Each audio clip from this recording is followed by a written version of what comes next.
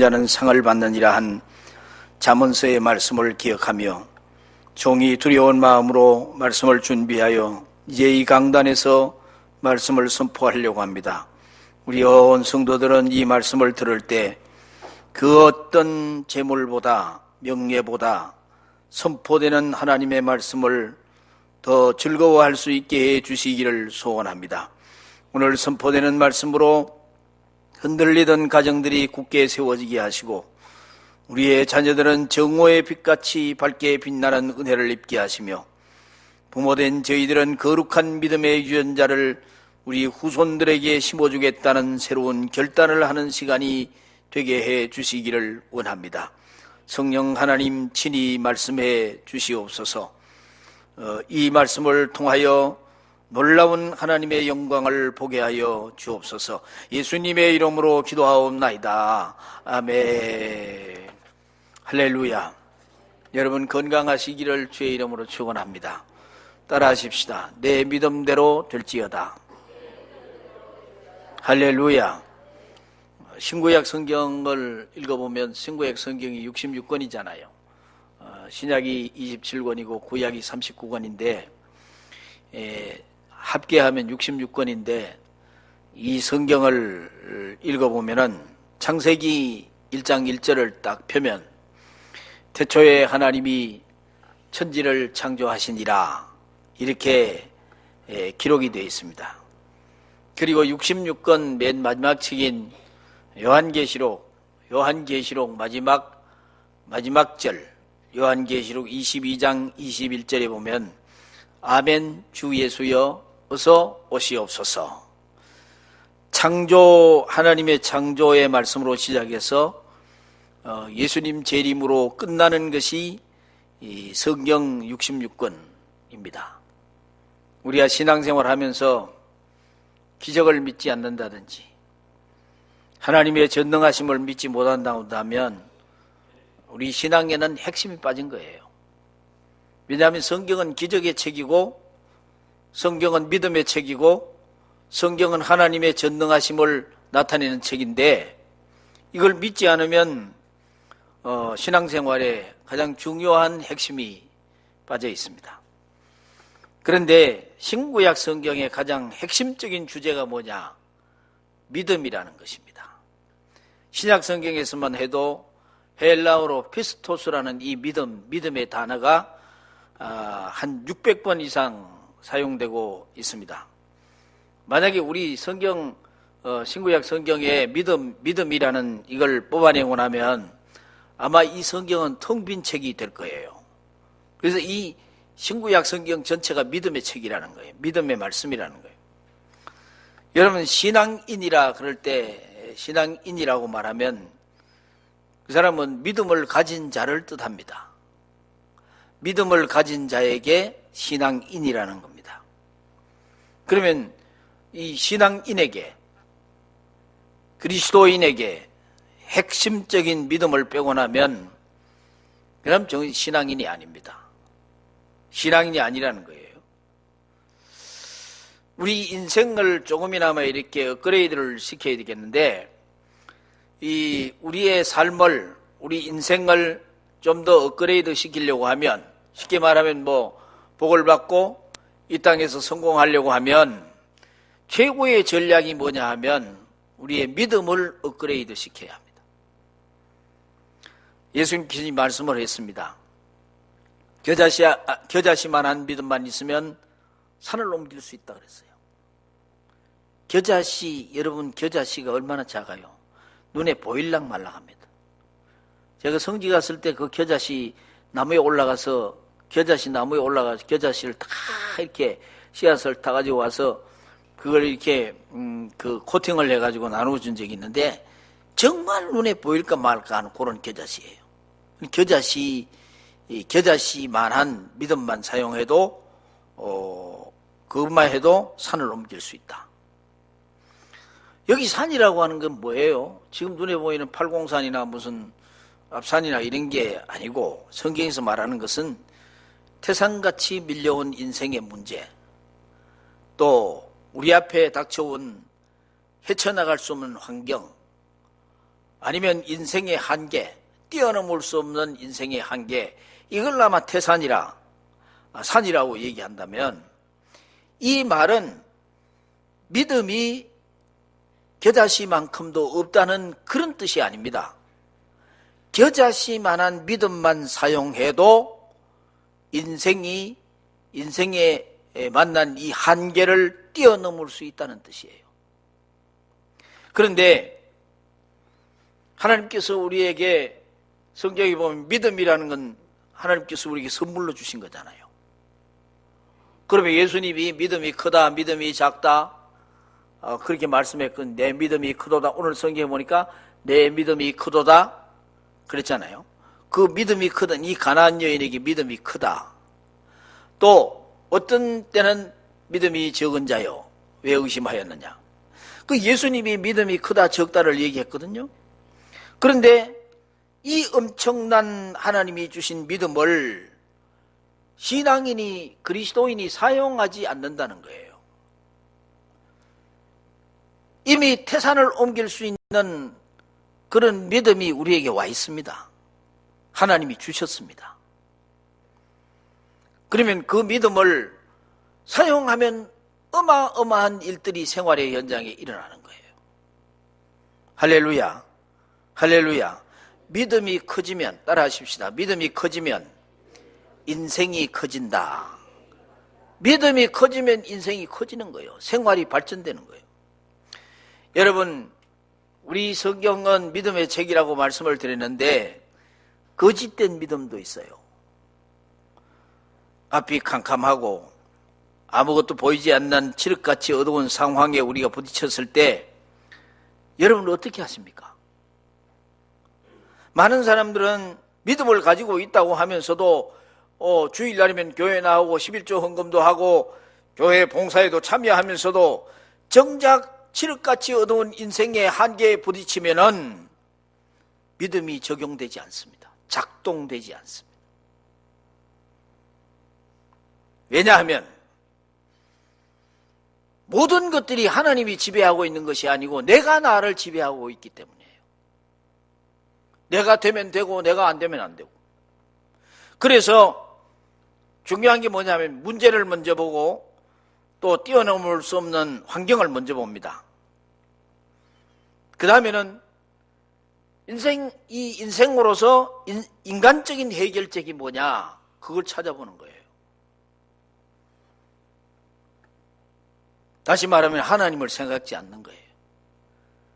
모든 문제를 뛰어넘게 하시고 모든 문제를 해결하시는 전능하신 그 모든 문제 해결의 길을 갖고 계신 살아계신 하나님을 생각지 않습니다. 믿음이 있노라 하는 사람도 그 순간을 만나면 믿음이라는 것이 작동되지 않는 거예요. 믿음 없는 사람처럼 막 한탄하고 원망하고 눈물 찢고 가슴 두드리고 가슴을 찢고 이런 사람이 있다 이 말이에요. 아니, 저 사람 정말 예수 믿는 사람 맞느냐? 저 사람이 아무 교회 권사가 맞느냐? 다른 사람이 의아하게 여길 정도로 믿음이 작동하지 않습니다.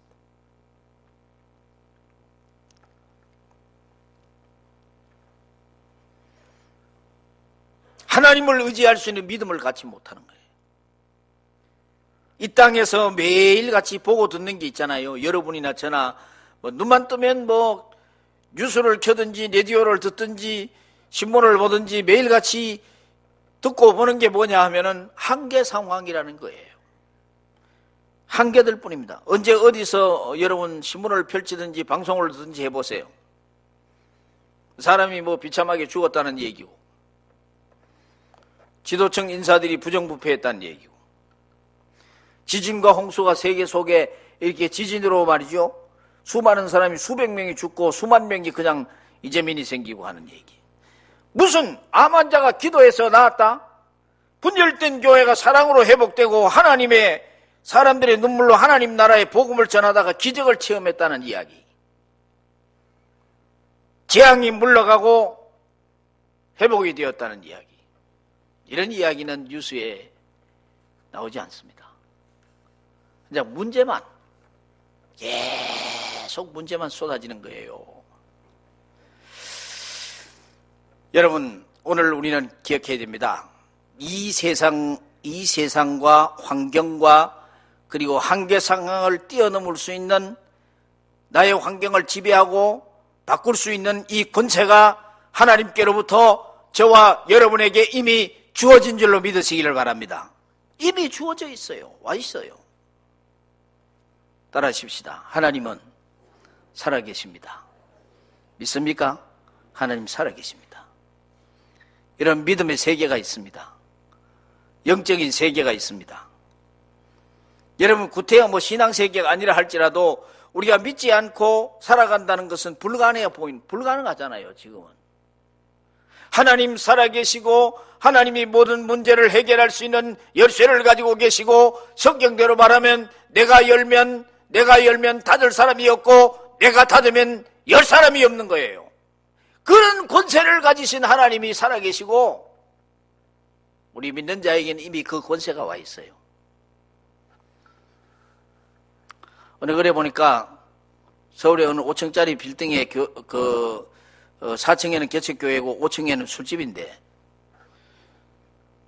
여러분, 술집엔 세상 노래 부르고 교회는 찬송을 부르는데 낮 예배 드릴 때는 괜찮은 거예요. 낮 예배 때는 왜냐하면 술집이 작동하지 않으니까, 술집 문을 열지 않고 오픈하지 않으니 괜찮은데, 수요일 예배든지 주일 저녁 예배든지 아니면 금요 기도회든지 저녁만 되면 술집에서는 세상 노래 부르고 교회에서는 찬양을 부르니까 이게 보통 문제가, 물론 새 들어 사니까 자기 집이 아니니까 그렇겠지만은, 그래서 목사님이 한 달을 작정하고 기도하자. 그 기도가 뭐냐 하면, 하나님 저 술집이 없어지게 해달라고, 좀 술집이 좀 제발 없어지게 해달라고 기도하는 거예요.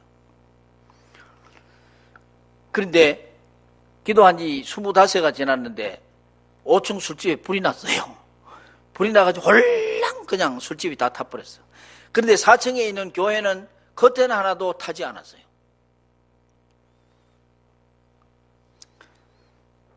술집 주인이 가만 생각해 보니까 아래층에 있는 목사가 천안 만날 술집이 없어지게 해달라 기도하는 거, 작전 기도한다는 걸 알았거든요.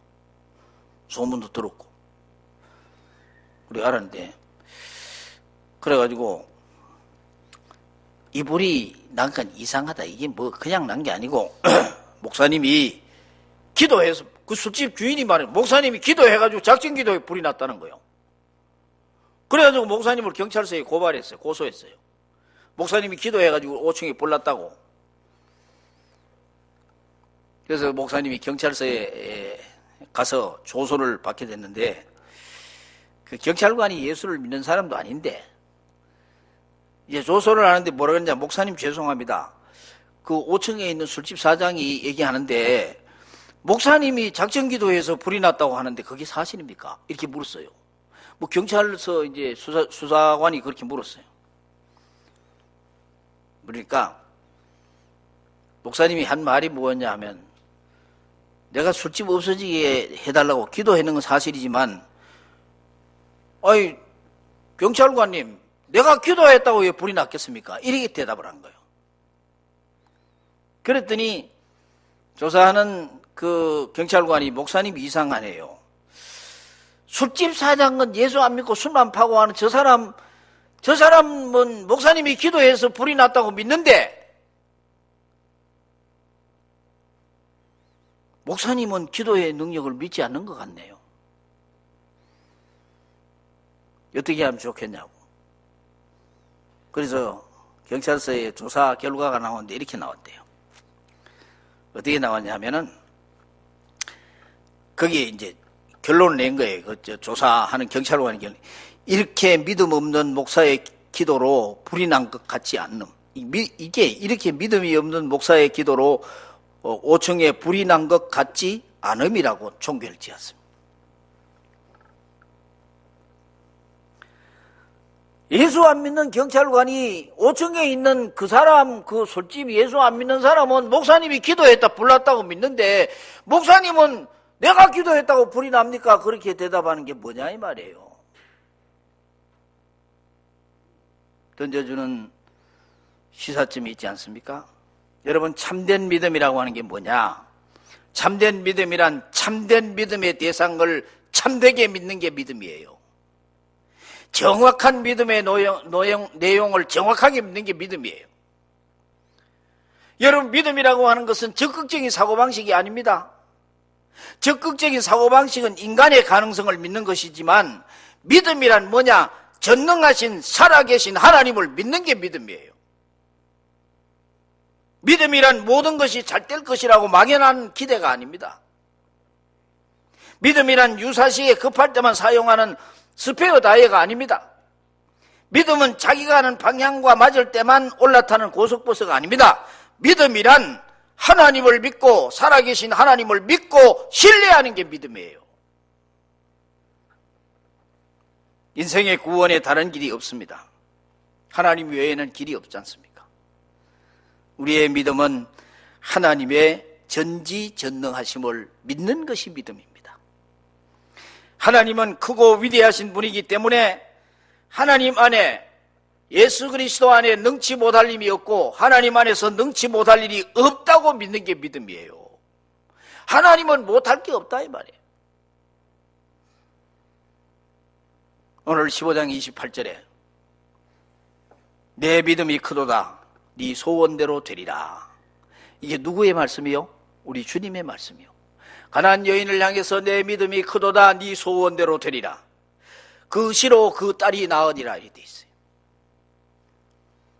마태복음 21장 21절에 보니까 만일 너희가 믿음이 있고 의심치 아니하면 이 산더러 들려 바다에 던져지라 하여도 될 것이요. 마가복음 9장 23절에 할 수 있거든이 무슨 말이냐? 믿는 자에게는 능치 못한 일이 없느니라. 요한복음 14장 12절에 보면 내가 진실로 진실로 너희에게 이르노니 나를 믿는 자는 내가 하는 일을 저도 할 것이요 또한 그보다 큰 일도 하리라. 빌립보 4장 13절에 내게 능력 주시는 자 안에서 내가 모든 것을 할 수 있느니라. 우리는 이 믿음을 통하여 구원을 얻습니다. 믿음을 통해서 하나님의 자녀가 되고 하나님의 자녀가 된 권세를 누립니다. 그래서 믿음은 우리 삶의 원동력이고 우리 삶의 기초예요. 성경에도 오직 의인은 믿음으로 말미암아 살리라. 믿음 때문에 살고 믿음을 따라 죽습니다. 디모데후서 4장 7절에 보니까 사도 바울이 유서와 같고 유언장과 같은 그 성경의 내용이 이런 말이 있어요. 내가 선한 싸움을 싸우고 나의 달려갈 길을 마치고 믿음을 지켰다라고 되어 있습니다. 이게 사도 바울의 고백이에요. 믿음을 지켰다라는 거예요. 그렇습니다. 오늘 또 하나님은 믿음 있는 자를 찾으시는 거예요. 잘생기고 돈 많은 사람 찾는 게 아니고 믿음이 있는 자, 믿음이 있는 자를 칭찬하시고 믿음을 따라 고치시고 믿음 있는 자를 찾고 믿음 있는 자에게 표적과 기사를 행하시고 기적을 베푸시고 복을 내려주시는 거예요. 그러므로 믿음이라고 하는 게 뭐냐? 모든 운명과 시대와 그리고 환경을 초월하는 힘이 되는 거예요. 알렉산더 대왕이 유명한 분이잖아요. 그 사람 곁에 지혜를 잘 이렇게 전쟁의 지혜라든지 이걸 잘 알려주는 장수 하나가, 척사 하나가 있었는데 요즘 말로 말하면 소위 이제 나이가 많아가 전역을 하고 고향 마을로 이제 돌아가게 됐습니다. 그래서 알렉산더가 자기에게 정말 고마운 장수고 정말 척사인데 그 돌아가는 퇴역 장소에 네가 한 가지 내는데 소원을 말해라. 그러면 이 소원을 들어주겠다. 그렇게 얘기했어요. 그러니까 그 전역하는 장수가 폐하, 저게 폐하께서 점령하신 나라 가운데 여러 나라를 점령을 했는데 그 나라 가운데 한 나라를 내게 주십시오. 이렇게 소원을 말했습니다. 그리고 주위에 듣고 있던 다른 장수들이 폐하의 나라를 요구하는 것은 불경죄라고 막 화를 냈습니다. 이거 어찌하여 폐하의 나라를 요구하느냐? 화를 내는데 그때 알렉산더 대왕이 크게 호탕하게 웃으면서 너무너무 기뻐했대요. 그리고 하는 말이 그 퇴역하는 장수에게 그러면 네가 원하는 한 나라를 가져라. 내가 그 나라를 주겠다 그랬어요. 그대는 내가 차지한 나라 하나라도 줄 수 있을 만큼 큰 자로 나를 인정했으니, 인정했다는 거예요. 그대는 내게 큰 영예를 안겼도다. 가져라 그랬어요. 우리가 믿는 하나님을 얼마나 위대하시고 얼마나 능력이 많으시고 크신 분으로 인정하고 사느냐. 여러분 인생 어떤 환경에 태어나느냐에 따라서 여러분 인생이 결정되는 게 아닙니다. 인생이 성공하고 실패하는 결정되는 게 아닙니다. 얼마나 좋은 조건으로 출발했느냐에 따라서 여러분 인생이 흥하고 쇠하고 하는 그런 문제가 결정되는 게 아니에요. 여러분이 어떤 사람인가에 따라서 결정되는 게 아니고, 중요한 게 뭐냐 하면 핵심이 여러분과 함께하는 하나님이 얼마나 위대하시고 크신 분인가에 따라서 결정되어집니다. 여러분이 경험하는 그 하나님이 얼마나 크신 분인가에 따라서 여러분의 인생의 색깔이 바뀌어지고 성공과 실패가 거기에 결정이 된다는 거예요. 양치기 가정에서 말째 아들로 태어나 목동 생활하다 이스라엘의 통일 왕국의 임금이 된 사람이 다윗 왕이에요. 지금도 이스라엘 민족에게는요, 다윗 왕은 위대한 역사적인 인물로 남아 있습니다. 예수님께도 분명히 그렇게 해서 예수님을 부를 때도 다윗의 자손 예수여 이렇게 불렀단 말이에요. 통일 왕국의 훌륭한 임금이었던 다윗이 이렇게 고백합니다. 제가 읽어드리겠습니다. 여호와여, 위대하심과 권능과 영광과 승리와 위엄이 다 주께 속하였사오니 천지에 있는 것이 다 주의 것이로소이다. 여호와여, 주권도 주께 속하였사오니 주는 높으사 만물의 머리이심이니이다. 부와 귀가 주께로 말미암고 또 주는 만물의 주제가 되사 손에 권세와 능력이 있사오니 모든 사람을 크게 하심과 강하게 하심이 주의 손에 있나이다. 이렇게 위대한 다윗의 고백이에요. 여러분이 이 고백이 통일왕국의 다윗 왕을 만들었습니다. 믿음이 무엇입니까? 히브리서 11장을 믿음장이라도 하고 이렇게 읽었기도 하고 믿음의 전당이라고 얘기해요. 히브리서 11장이. 그런데 그 11장 1절에 이렇게 서두가 이렇게 시작됩니다. 믿음은 바라는 것들의 실상이요 보지 못하는 것들의 증거라 그랬어요. 믿음이 뭐예요? 믿음이 보는 거예요. 하나님을 보는 것이고 바라고 소원하는 것을 바라보는 것이 믿음이라는 거예요. 무엇을 보는가 하는 것이 믿음이에요. 만일 여러분이 세상을 바라보면 절망할 수밖에 없습니다. 자신을 바라보아도 절망할 수밖에 없어요. 그것이 인생의 한계예요. 그러나 전능하신 하나님을 바라보면 거기에 안식이 오고 능력이 오고 세상이 줄 수 없는 평화가 옵니다. 요한 웨슬레라고 하는 사람이 어느 촌마을을 걸어갔는데 큰 어려움에 빠진 한 성도를 만나서 상담을 해요. 그때 마치 황소 한 마리가 담장 너머로 고개를 내밀고 먼 산을 이제 바라보고 있었어요. 왜 저 황소가 담장 너머로 고개를 내밀고 먼 산을 보지요? 글쎄요. 담장을 통해서 앞을 볼 수 없기 때문에 그렇겠죠. 그렇게 대답을 했어요. 여러분 문제를 보고 환경을 보면 그 문제를 해결하시는 키를 가지신 예수 그리스도가 보이지 않습니다. 믿음의 주요 온전케 하시는 이인 예수를 바라보자. 여기에 믿음의 주란 말은 예수는 믿음의 주인이란 말이에요. 예수는 믿음의 원천이고 예수는 믿음의 주인이고 우리에게는 믿음을 나누어 주시는 분이 예수님이잖아요. 그래서 예수님을 바라보면 믿음이 오는 거예요. 태양을 등지고 있으면 태양이 보이지 않아요. 내 앞에 그림자만 나타납니다.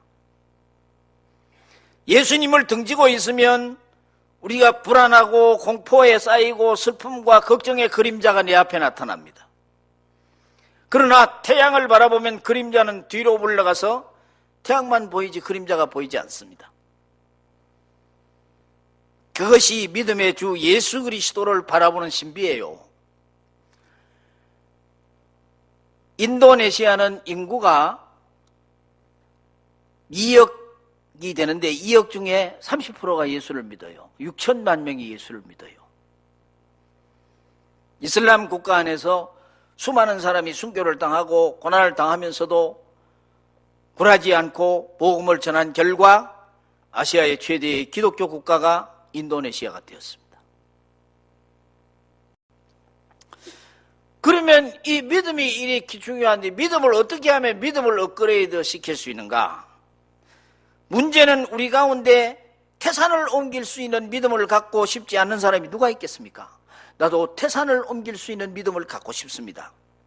환경과 한계를 뛰어넘고 싶지 않은 사람이 누가 있겠습니까? 제한이 없는 능력과 한계가 없는 믿음의 복을 누리고 싶지 않은 사람이 누가 있겠습니까? 어떻게 우리의 믿음을 이렇게 업그레이드 시킬 수 있겠습니까? 여러분, 태산 같은 믿음을 갖고 싶으십니까? 성경에 보면 내가 진실로 너희에게 이르노니 누구든지 이 산더러 들리어 바다에 던지우라 하며 그 말하는 것이 이룰 줄 믿고 의심하지 아니하면 그대로 되리라 그랬어요. 의심치 않으면 그대로 된다. 행여 하나님의 존재, 살아계심이 의심되는 분이 여러분 중에 계십니까?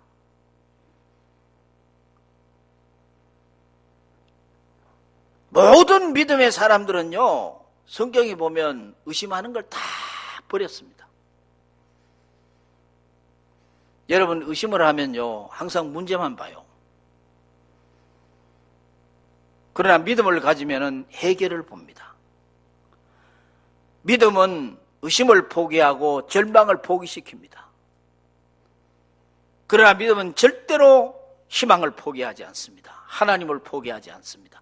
하나님도 희망과 하나님을 포기하지 않는 자에게 하나님도 포기하지 않습니다. 진정 여러분이 믿음이 성장하는 믿음이 되고 큰 믿음이 되기를 원하십니까? 그 좋은 방법이 뭐냐? 여러분의 기도를 업그레이드 시켜야 됩니다. 태산을 넘기는 믿음의 은사를 달라고, 태산을 넘길 수 있는 믿음을 달라고 하나님께 기도해야 됩니다. 그리고 기도 내용을 발전시키는 법을 배워야 되는 게 천을 만날 어린아이와 같은 그런 기초적인 기도만 하고 있으면 안 됩니다. 낫게 해 주십시오. 고쳐 주십시오. 그렇게 기도하고 그 믿음을, 그 다음에는 믿음의 권세를 가지고 명령을 해야 돼요. 예수 이름으로 명한다. 병만은 떠나라. 그리고 병은 나을지어다. 이렇게 명령을 해야 돼요. 우리의 믿음과 응답 사이에는요, 아주 두꺼운 얼음벽이 있음을 느낄 때 분명히 믿습니다. 그런데 너무 환경이 어렵고 막 그냥 싸늘한 찬바람이 붑니다. 그때 우리는 믿음을 포기할 것이 아니고 성경대로 말하면 기도로 이 싸늘한 얼음벽을 녹여야 되는 거예요. 이 얼음벽은 뜨거운 기도만이 녹일 수 있는 거예요. 예레미야 33장 3절에 너는 내게 부르짖으라 내가 내게 응답하겠고 네가 알지 못하는 크고 비밀한 일을 내게 보이리라. 여러분, 기도를 업그레이드 시켜야 됩니다. 그래야 믿음을 가질 수 있는 거예요. 그리고 또 한 가지는요, 하나님의 말씀, 이 하나님의 말씀의 능력을 우리가 업그레이드 시켜. 우리가 믿음으로 산다는 것은 뭐냐 하면, 다른 말로 표현하면 하나님의 말씀의 능력으로 산다는 거거든요. 말씀은 방망이와 같아가지고요, 다친 분도 막 부서뜨리고, 말씀은 칼과 같아가지고 모든 대적을 물리치고, 말씀은 불이 되어가지고 싸늘한 가슴도 다 얼음벽도 녹입니다. 말씀은 인생 지도와 같아가지고 내비게이션 같아가 내가 가야 할 목표를 알려줍니다. 말씀은 생수입니다. 내 인생의 찌꺼기들을 씻어내는 거예요. 말씀은 힘이요 능력입니다. 그리고 성경에 보면 말씀은 다이너마이트라 그랬어요. 모든 장애물을 부숴버립니다. 그래서 기도하고 말씀을 가까이 하면요, 성경에도 그랬잖아요. 말씀을 들으면 믿음이 생기는데 왜 그랬냐면 로마서 10장 17절에 보면 믿음은 들음에서 나며, 뭘 들어야 돼요? 하나님 말씀을 들음에서 납니다. 그래서 스펄전 목사님이 뭐라 그러냐면은 하나님의 약속의 언약의 말씀을 골동품처럼 생각하지 말아라. 말씀을 들었으면 그것을 삶에 적용을 하라는 거예요. 입으로 선포하고 생활 속에 구체적으로 적용하고 나누고 그 말씀의 역사를 믿고 선포하고, 그러면 이 말씀은, 믿음은 들으면서, 말씀을 들으면서 난다 그랬으니까 저절로 믿음이 생기는 거예요. 그리고 믿음의 폭이, 믿음이 큰 믿음이 되는 거예요. 여러분, 큰 믿음의 소유자가 되시고, 그리고 하나님이 주시는 그 엄청난 믿음의 그릇에 엄청난 여호와의 주시는 온갖 은혜와 복과 영적인 어떤 그런 은사들과 여호와의 주시는 복을 받아 누리는 우리 교회 성도 여러분들이 되시기를 주의 이름으로 축원합니다. 기도하겠습니다. 하나님 아버지 감사합니다.